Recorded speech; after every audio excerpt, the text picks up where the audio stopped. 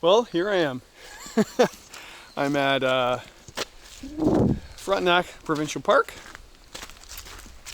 It is early fall. In fact, fall started this week. And I'm going to be here a lot this fall. I'm going to really enjoy this. I've always wanted to do this. So I'm doing the Frontenac Challenge.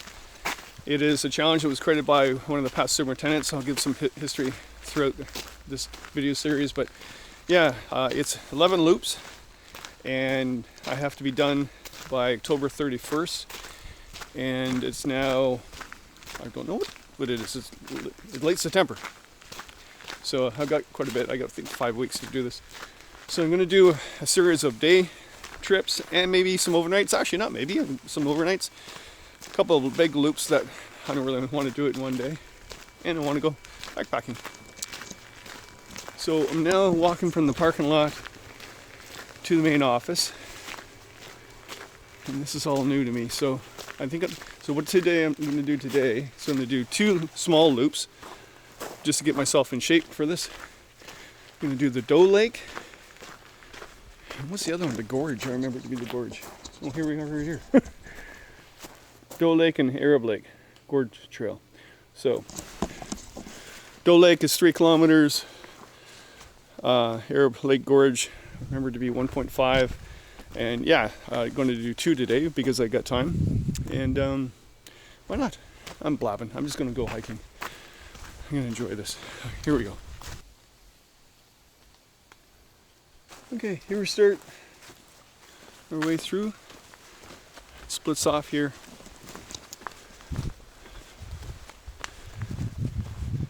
So to get a pass for this, a couple ways. You can get it online, and I suggest you do because the office opens at 8. I got here really early, and I thought I would just pay in the old box where you put the money in the envelope. It doesn't exist anymore. I don't want you to hear. You scan the barcode and go online to do it. And even though they had a Wi-Fi booster, my phone would not get Wi-Fi here or internet. And so I drive back into town, go up in a hill and do it that way. By the time I got back, the office was open, so I should have just waited. Anyway, you can pay at the office, you can pay online. Watch it here. And then I would suggest get a yearly pass. It'd probably be cheaper because it's $15 per day visit. So do the math. If you do 11 loops times 15, I think it's 80 something for a yearly pass. It's probably better. So I think I'll do that when I get back to the office there, because I just paid for it today because it's all new to me. Anyway, 160 kilometers in total, I believe. 11 loops. Some are moderate, some are easy. Actually, I wouldn't say any of them are easy. I used to hike here with students all the time. It's moderate to difficult terrain. Okay, here we go. Here's the split between Doe Lake and Arab. So I think I'm going to do Arab Lake Gorge. No, I'm going to do Doe Lake Trail first. Do the difficult one first. Got myself some breakfast. Here we go.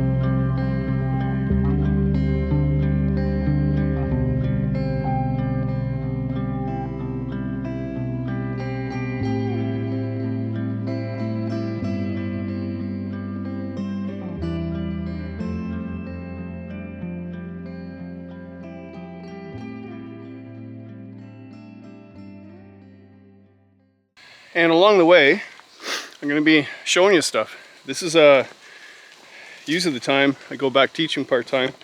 I've done that at the college for 35 years, and as you've seen in some of my videos, they cut a bunch of programs. I got bumped. So moved in with Christine, which is why I think this is really cool doing this, because she only lives half hour, 40 minutes away from here. So that's a huge advantage of doing this challenge, because if you live far away, the drive's going to be more than the walk. So anyway, yeah. So yeah, I still want to teach. I love teaching. So there's probably 3 different oaks in this forest. I haven't seen the other 2, but bur oak and white oak are also known for this area. How do you know this is red oak? The leaf is pointy, and bur oak and white oak are round-shaped lobed. And the cool thing about oak, all oaks, is that they have multiple buds at the tip, where all the other trees have one. And what's kind of cool is deer love eating oak buds, especially in the wintertime, because one bite gives them a bunch of buds instead of one. So energy efficient, right? Squirrels clip them, getting the acorns off. And that's why you see a whole bunch lying on the ground this time of year, because the squirrels are going nuts, gathering. They're gathering. The other thing, I have to keep watch out. I forgot to do this. I hope I didn't miss it. But to prove that you did each loop, there is a yellow sign with a clue on every trail, somewhere along the trail. And it's all secret, so if I do find it, I'm not going to film it. If I do, I blur it out, whatever. Actually, I won't even do that. I won't even show it. But there's a sign with a clue, and every year they choose a subject. And I think this year is lichen. Which actually, I do not know my lichen at all. But anyway, yeah. So look for the sign, write down the clue, and then when you go online to the Friends of Frontenac, they have something to fill in for each route. And when you're done the challenge, you send in all those clues with your name and address and everything else on it. Then they know you've done it. And how they know you is you register for this. It's $5, it's no big deal. It's for a really good cause. Friends of Frontenac are amazing. And yeah, you register, but you have to register or you don't win. You don't have to win, you can do the trails if you want, not even have anything to do with the challenge, but if you want to win and get a badge of honor, then yeah, I gotta watch what I'm doing here. Really slippery, rainy day today. Oh, cool, we got something coming up here. The Kemp Mine. Doe Lake Hiking Trail. Oh, good thing I noticed that. Okay, that's not the trail, that's just to go to the Kemp Mine. The hiking trail continues that way. I'm gonna go see the mine. Why not? Alright. I'm going off the trail.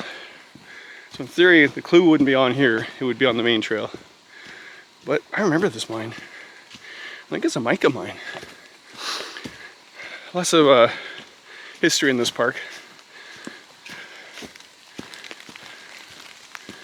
Oh, I just took my rain jacket, put it in my pack, and now it's raining again. It's always the case. Alright, I'm gonna go uphill and see, check this mine out. Is that mica? No, it's not. Huh. Okay, just a big hole in the ground where the mine used to be. I'll do some research about that. But yeah, lots of development around here. Farmsteads, homesteads, mining, logging. Cool. Yeah, I'm out of breath already. Going back to the main trail.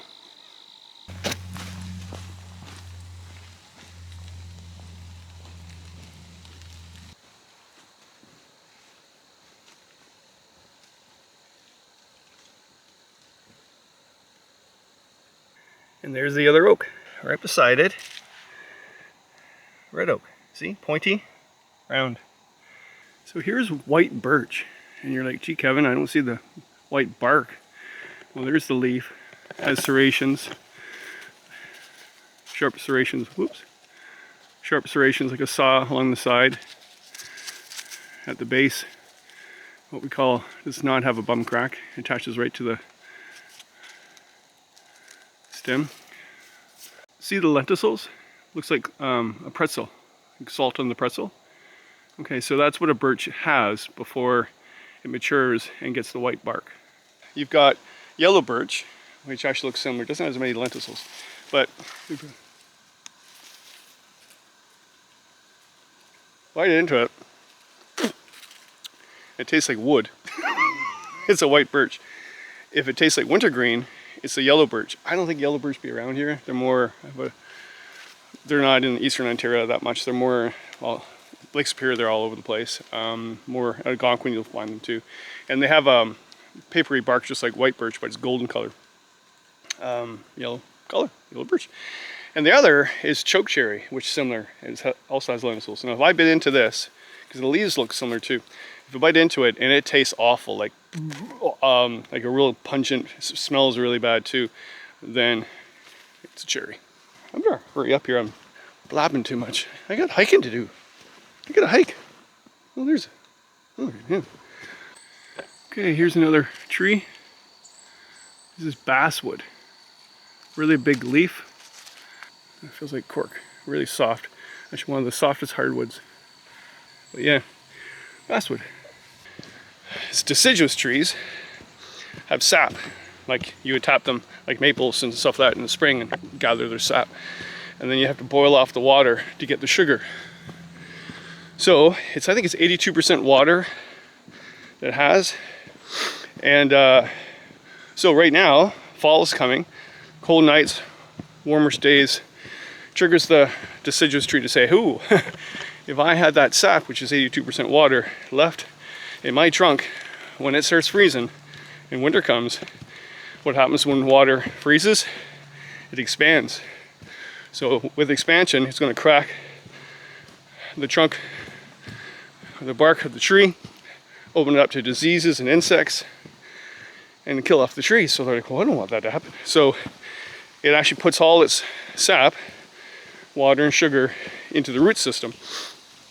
And it's a root cellar, so it keeps it at a constant temperature so it doesn't freeze. So the tree does go dormant in the winter. What's really cool, and I love this time of year, is in the summer, the leaf is green. And it's green, remember back in high school biology class, it's green because photosynthesis. So it's creating sugars and stuff like that too, right? So then when it becomes dormant, it changes from green to its original color of the leaf. That's its true color of the leaf. Whether it's keratin or I forget the other one, I'll write it down. Whatever color it is, I mean maples and ashes and poplar and stuff, they all change different colors. So they eventually then turn the color and then they fall off. Now they fall off quicker if it's a loose petiole. So one for example, trembling aspen, it's called trembling aspen because it trembles in the wind because it has a really loose petiole. And cool tree to know too, because of that, if it flips, it shows a white belly, that means a barometer change in the temperature, that means rain's coming. So if the top of the trembling aspen is flipping, it's going to rain for a bit, but if the whole tree is flipping, it's going to rain for a couple of days. Really works. But anyway, yeah, it has a loose petiole, so trembling aspen are going to be falling probably now. But other ones like maple's a good example. It doesn't drop until the bitter end. Actually, the one for a really good example is beech. It does not like dropping at all. So in fact, it stays on all winter, even though it's dormant. And I don't know why, I have to look that up. Anyway, it's a beautiful trail. And cool thing about fall, things are changing. I'm guessing this is Doe Lake. Nice lake. Fall's a great time to hike. It's not hot. It's getting a little warm now, but it's a beautiful day for hiking. Rain holds off, even if it doesn't matter. It's just nice to get out. But yeah, it's no heat wave, no bugs, and no crowds. So I love the fall.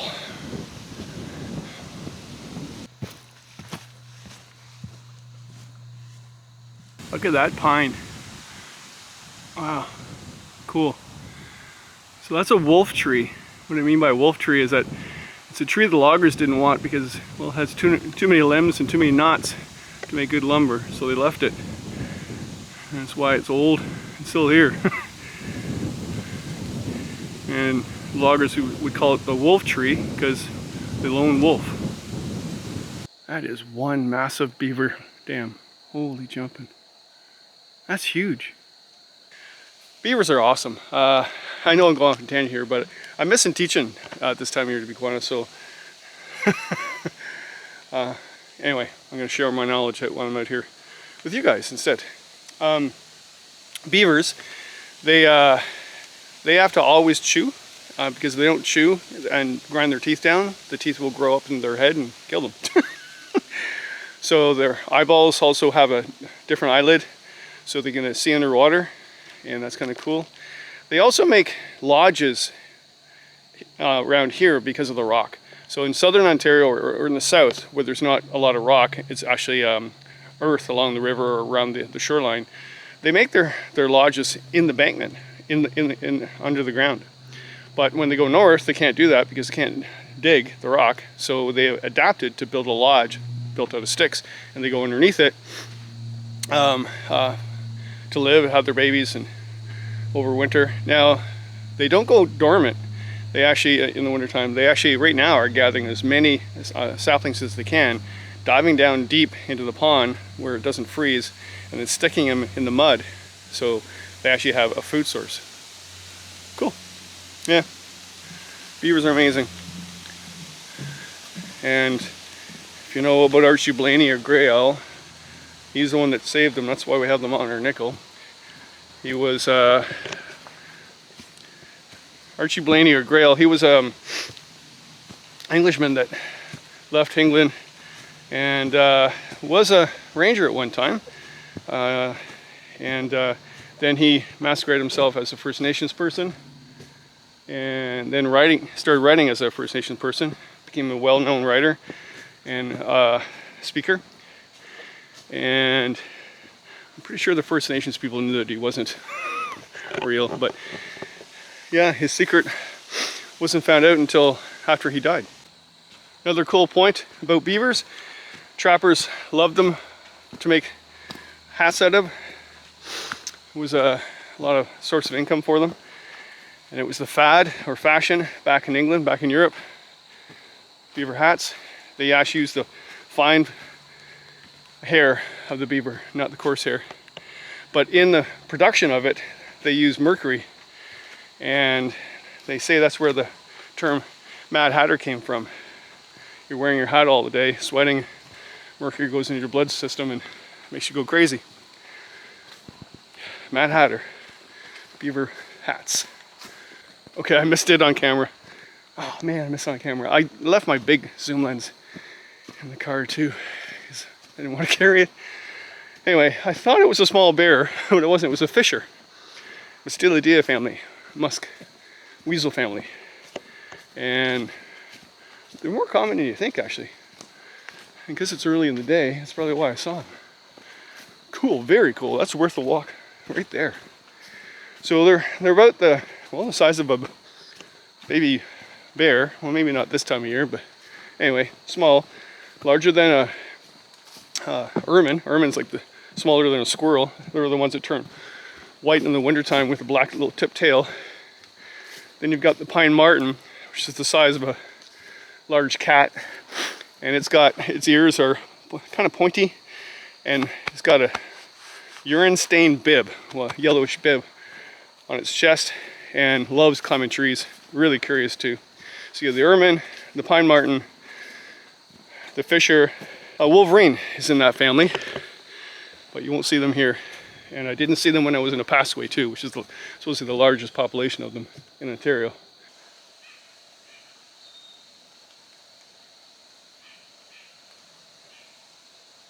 Hear that? So that's a red-breasted nuthatch, I think. It's a nuthatch. Either it's a white-breasted or a red-breasted. Identify their call. It sounds like someone laughing at a party.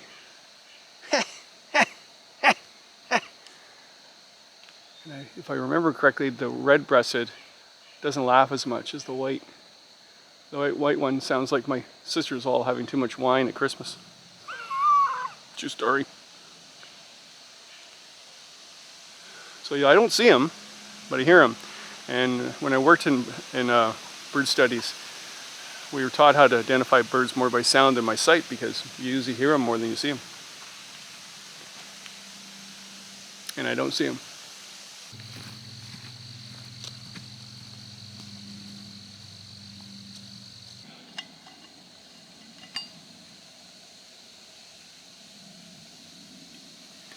Oh, mint tea, I love it.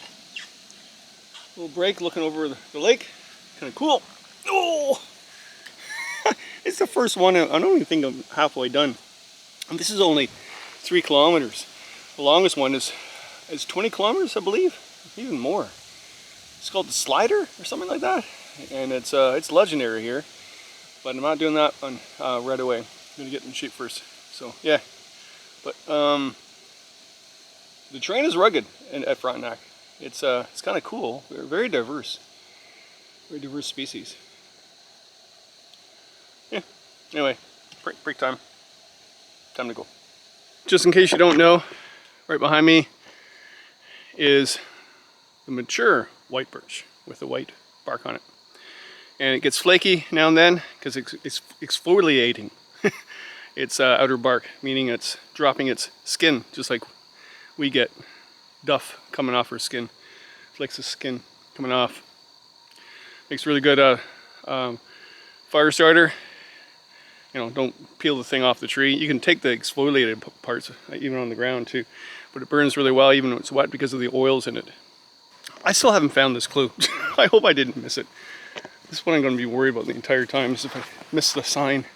They say it's yellow, but everything is turning yellow around me.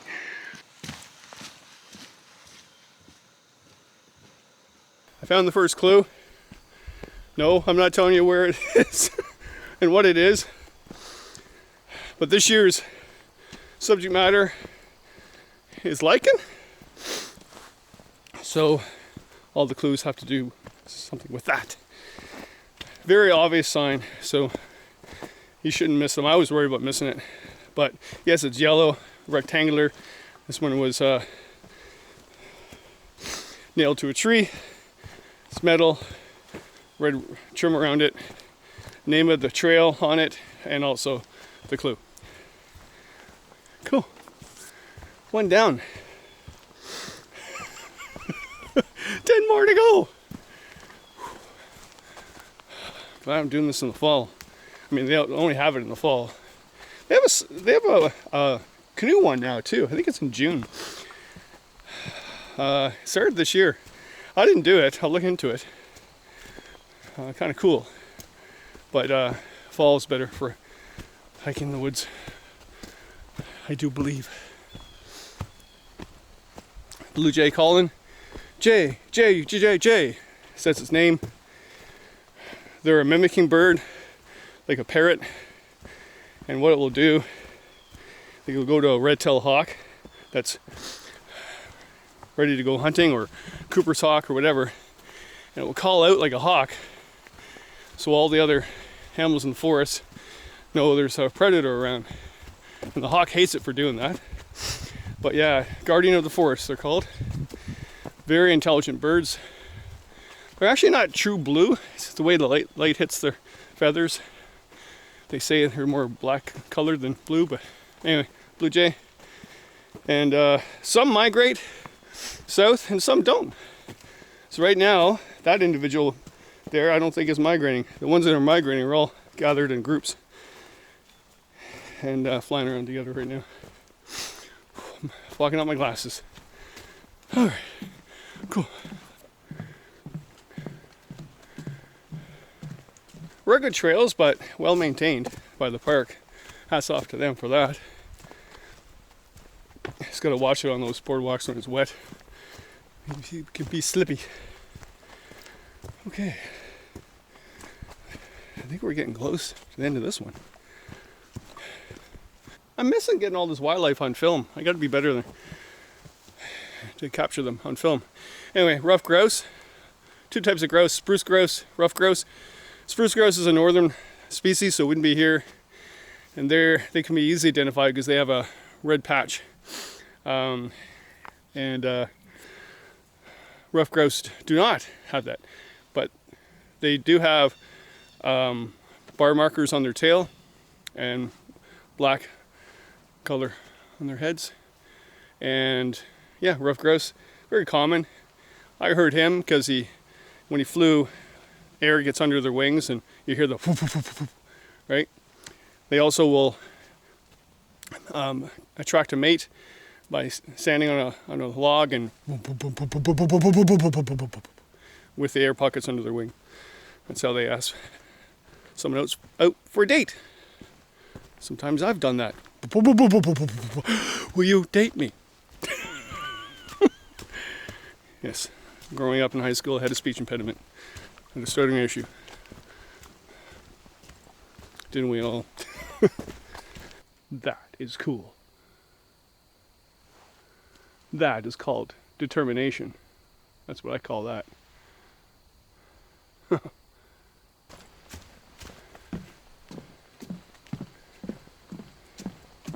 That's a really good example of shagbark hickory right there. Shaggy bark.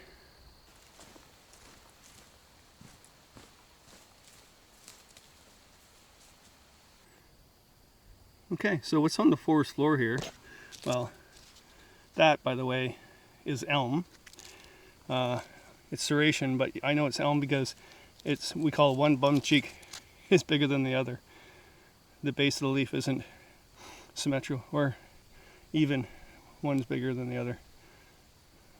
No other leaf looks like that. Anyway, what's on the forest floor here are red cedar berries, and I'll show you a red cedar.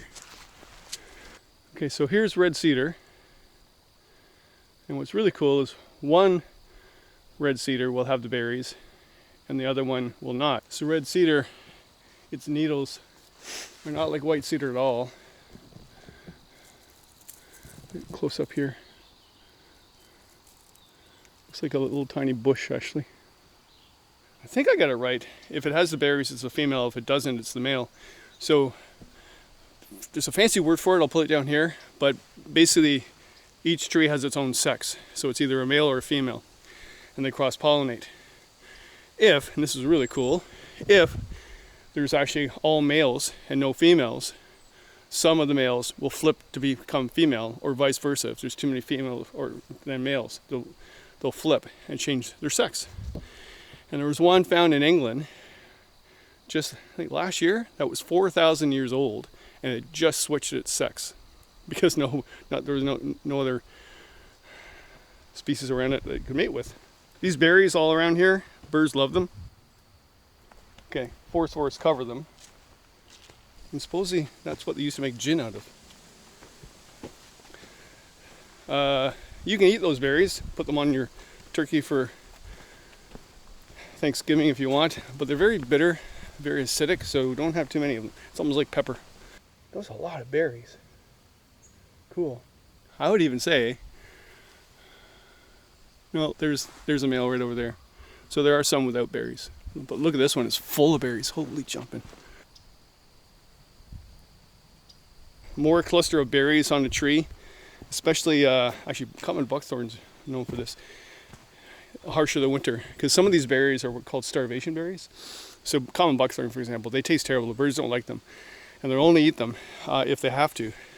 So what happens is the berries will stay on through the winter, ferment actually, and then if there's nothing left to eat around early March, the birds will start eating them, and they'll actually get drunk off them because they're fermented. But yeah, so if there's a lot of berries on the bushes or on the trees in the fall, that means a harsh winter to come. Oh, I should have brought my hiking poles. Ugh.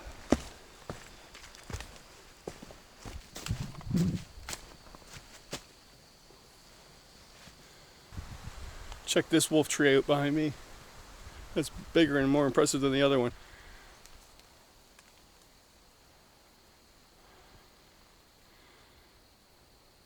Okay, I just finished Doe Lake loop, 3 kilometers.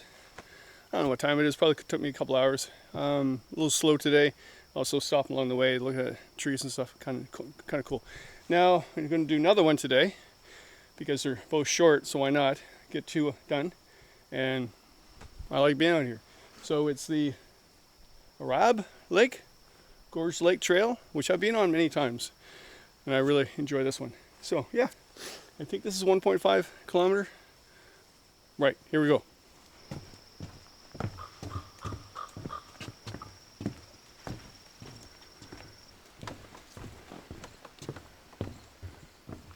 We'll all be. I didn't think you'd be here. So that is yellow birch. Cool. It's like white birch skin, but yellow. So we got a twig. Yep, yellow birch. Tastes like wintergreen. Gum. Gummy. Makes a beautiful tea, by the way. You missed it. Oh, I missed it. See if I can get him on. There, oh, Jerry, there he is. Oh, oh, oh, oh, oh, oh. Oh, hello. Okay, so that black squirrel just went underneath my feet. Scared the jumping out of me. It was being chased by a red squirrel. They're very territorial. So that red squirrel did not want the black squirrel in its own territory. Red squirrels are a little nasty. And he won the fight. Woo. My hurt, my hurt.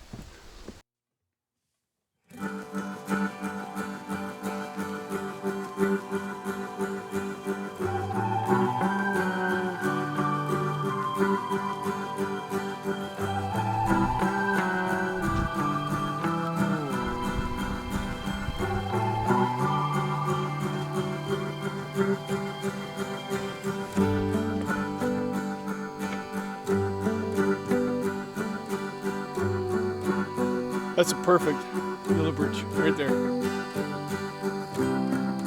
We got some really impressive trees in here.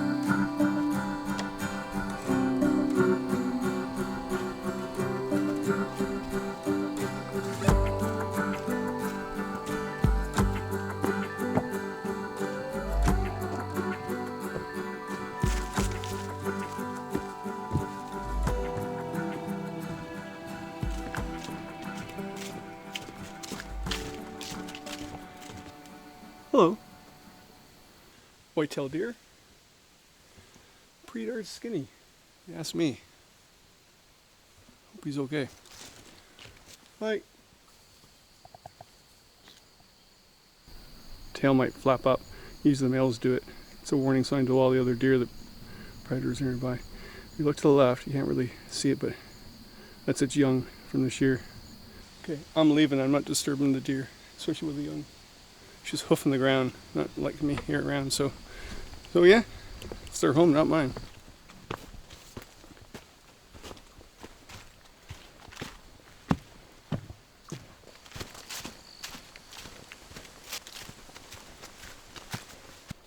Wow, there's the gorge. Nice.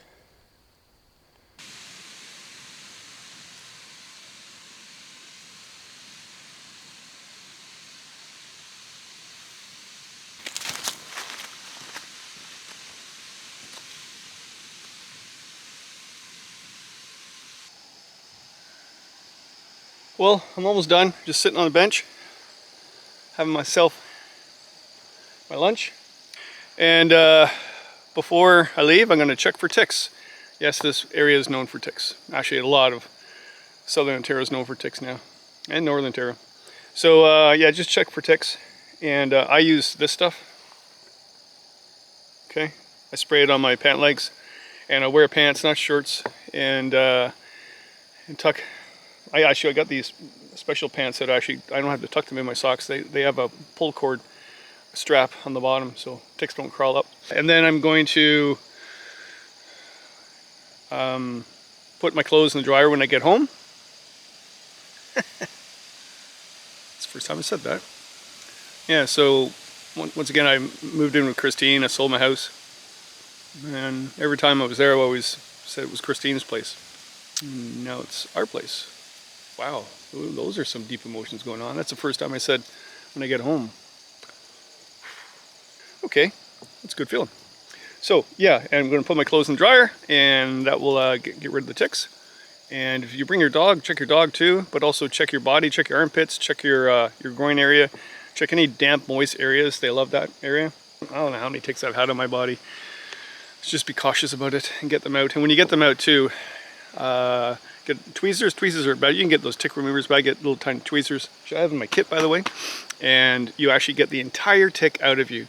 If you just pull its back end, it actually will take its back end off. What it does, it crawls into you and then spits saliva that glues it into your wound, and then starts drinking the blood, and it breathes out of its back end. So if you pull it, then you get the back end. The mouthpiece still stays in there, and that's where the Lyme disease would be. So that's not good. So make sure you get that whole thing out and put some disinfectant on it.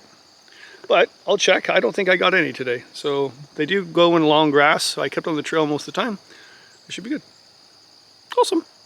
Well, that's the end of day 1 of Frontenac Challenge. So we got 2 trails done. Going home.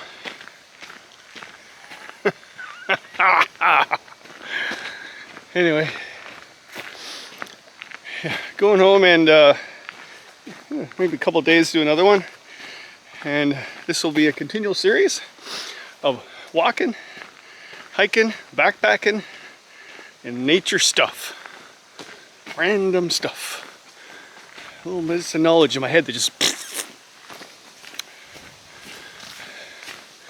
sure miss not being around those students though. Tell you that. This is what I would do every day.